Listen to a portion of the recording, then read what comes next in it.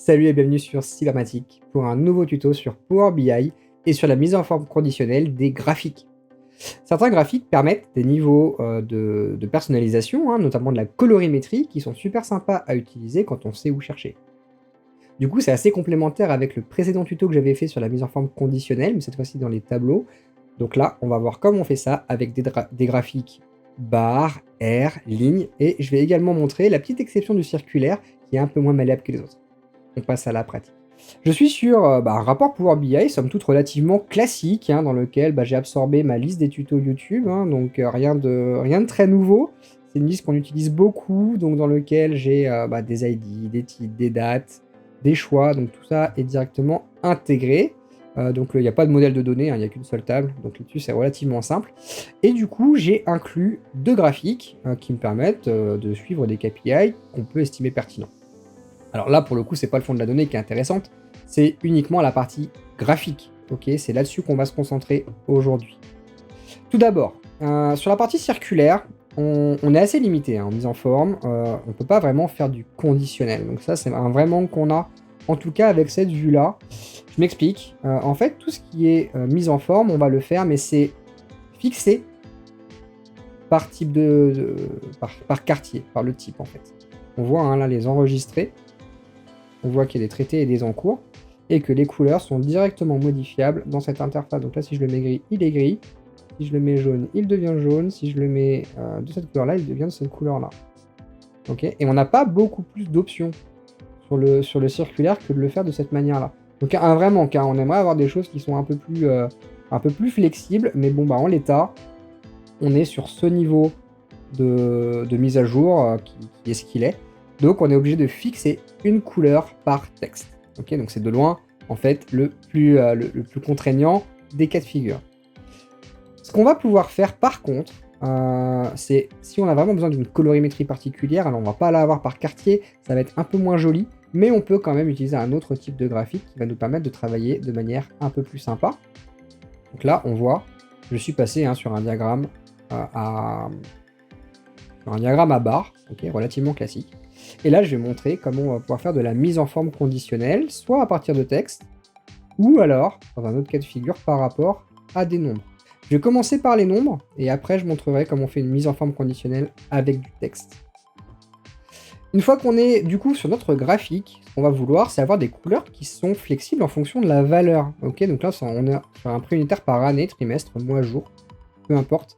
Au final, je veux par exemple que quand la barre elle est au-dessus de 50, ici, elle soit verte. Si jamais elle est entre 50 et 25, elle est orange. Et si elle est en dessous, elle est rouge. Ok. C'est vraiment ça le besoin. Et du coup, je vais être en capacité de mapper ça. Pour ce faire, donc sur un graphique bar relativement classique, on va sur la partie mise en forme du visuel, on va sur colonne. Et là, on peut attribuer une couleur. Okay, donc là, une couleur, mais une couleur fixe pour tout le graphique. Et on ne veut pas forcément du fixe pour tout le graphique. J'ai expliqué le cas que je voulais. Donc dans ce cas-là, je vais taper sur le FX pour une mise en forme conditionnelle. Et du coup, on arrive sur cette interface. Donc on a ou du dégradé, ou alors on va pouvoir faire une règle. Alors là, je vais faire une règle. Après, il faudra que tu t'amuses avec les différents paramètres qui sont possibles. Donc là, on est sur la somme du prix unitaire. On prend la somme. Et là, on a de 0 à 0. On a cette couleur-là. On va pouvoir en fait mettre autant de paramètres que nécessaire en termes de colorimétrie. Donc là, je vais en avoir 3. Je vais avoir un rouge, un orange et un vert. De fait, quand je suis entre 0 et 25, j'avais dit entre 0 et 25, je suis rouge. Ok, donc là je mets 0, 25, et je vais pouvoir aller sélectionner la couleur rouge. Alors je vais le faire en RGB, je vais pas m'embêter. 0, 255. Je prends la couleur de base. Je clique à côté. Je vais mettre 25 à 50 dans cette case-là. Ok, il faut vraiment qu'on ait une continuité. Il faut éviter d'avoir des trous. Donc voilà, le supérieur ou égal à 0, 25, 25, 50. Si jamais c'est en dessous de 0, pas de problème. Ici, tu peux mettre moins 1000. Ça marchera également. D'ailleurs, je vais le laisser là pour l'exemple. S'il faut la moins 1000, moins 1 million, moins 1 milliard, pas de problème. Tu peux marquer ça directement dans la case. Et là, la dernière, de 50 à par exemple 1000. Ok, il n'y a pas de limite supérieure. Donc là, je vais pouvoir avoir comme ça une suite. Logique au niveau des nombres. Je vais aller chercher une couleur, un orangé. Okay. On va prendre un jaune pour avoir un truc un peu saturé. Ok, on prend un 255, 255. Hop, et là je vais pouvoir mettre mon vert, cette fois-ci, donc là ça va être un 0. 255, 0. Ok, donc j'ai comme ça ma graduation. Alors là, effectivement, ça peut être soit en pourcentage, soit en nombre. Important de le cocher. Alors d'ailleurs, c'est vrai qu'il ne met pas la bonne chose de départ. On fait la somme, donc c'est soit en pourcentage du total, soit en nombre. Donc il faut bien, dans le cas que je présente, mettre en nombre. Une fois que tout est bon, de toute façon, le OK réapparaît. Et ça permet d'avoir directement le graphique qu'on voulait se représenter. Donc dès qu'on est supérieur ou égal à 50, c'est vert. Quand je suis entre 25 et 50, je suis jaune. Quand je suis en dessous de 25, je suis rouge. Donc ça, c'est super puissant. Et ça marche avec, une fois que c'est configuré, avec tous les graphiques. Hein. Si je change le mode de graphique, ça s'adapte. J'ai pas besoin de le reconfigurer. Alors ça marche pas avec les circulaires, par contre, ça va marcher avec tous les autres. Donc pareil pour l'air. Hein. L'air, on doit pouvoir faire des choses. Marqueur, ligne. Par rapport à la ligne, les couleurs.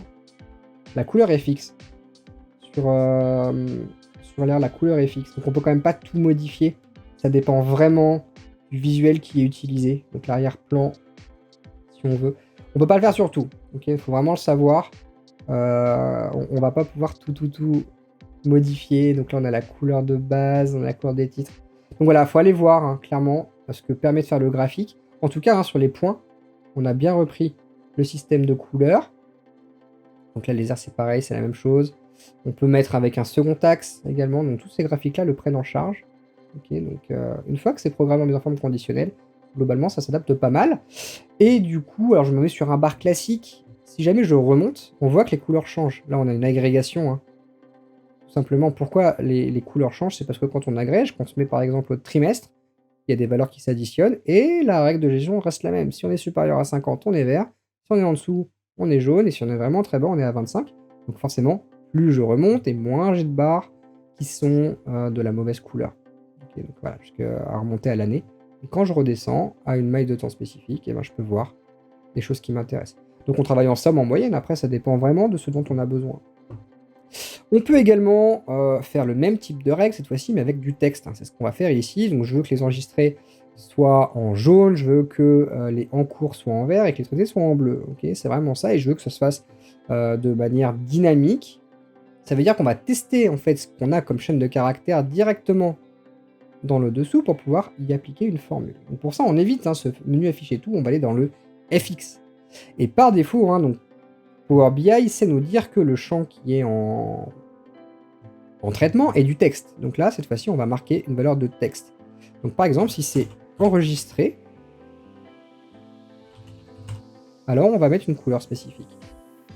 Par exemple. Là, je fais OK et la couleur se met en place. Alors là, quand on est sur une égalité, ça n'a pas beaucoup de sens. Là, ce qui va être intéressant, c'est de faire de la recherche de caractères. Clairement, c'est ça qui est le plus pertinent. Et du coup, plutôt que est, on peut mettre du contient. Et donc, si je mets par exemple NRE, et que je mets ça sur une autre couleur, hop, comme je contiens NRE dans la chaîne de caractères, je suis capable de quand même modifier la couleur de cette barre. Et ça, je peux le faire de la même manière avec les autres. Donc une nouvelle règle, et cette fois-ci, plutôt que contient, on peut mettre ne contient pas. Par exemple, ne contient pas de S. Si on ne contient pas de S, on va venir mettre une certaine couleur, ou alors on va pouvoir également remettre un autre contient pour du OUR. Alors important, c'est également quand même l'ordre des règles. Donc la première règle prévaut sur les suivantes, donc l'ordre peut avoir une véritable importance. Ne contient pas S, donc là on n'a pas beaucoup de modifications globalement. Donc là si je monte, ça peut avoir de l'impact. Donc là on le voit pas très bien, je pense que les règles sont pas très bien figées. Donc là, effectivement, ah ouais, ok.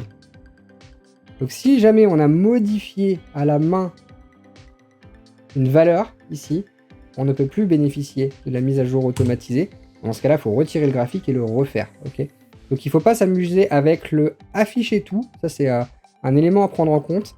On ne fait pas une mise à jour manuelle des valeurs pour pouvoir bénéficier de la mise à forme conditionnelle.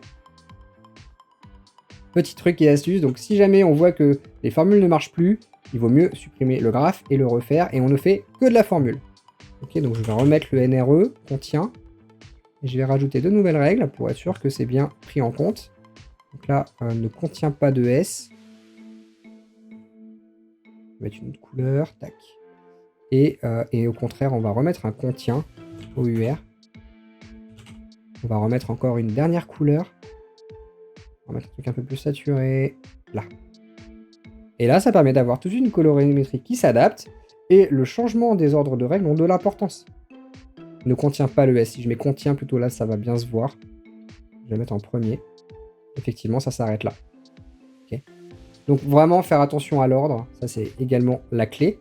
Donc voilà, effectivement, deux méthodes différentes. Hein. Donc diagramme circulaire, on est obligé de le fixer. Diagramme à barre, quand on a des catégories textuelles, on peut la fixer. Si on veut modifier la couleur par rapport à des variables, donc la contenance du texte, on peut le faire avec de la mise en forme conditionnelle. Et on peut également faire cette mise en forme conditionnelle avec n'importe quelle donnée chiffrée. Voilà pour ce tuto Power BI axé sur la mise en forme conditionnelle des graphiques. J'espère que ça t'a plu, que ça te sera utile pour rendre tes rapports hyper attrayants. Donc clairement, c'est super sympa à utiliser et on est sûr d'avoir un rendu qui répond au premier coup d'œil aux besoins de l'utilisateur final. Abonne-toi à la chaîne, ça c'est le petit plaisir du créateur. Lâche un petit pouce, active ta petite cloche pour savoir quand les vidéos sortent au rythme de 1 par semaine. Donc on continue à bosser, hein. Power Platform, également du Excel, Microsoft Office tout court, hein. On continue les tutos là-dessus, également un petit peu d'Adobe à venir. Donc voilà, reste connecté à Cybermatic pour voir ces nouveaux tutos sortir. Amuse-toi bien avec Power BI, avec tes mises en forme conditionnelles, et nous on se dit à très bientôt pour un prochain tuto. Ciao.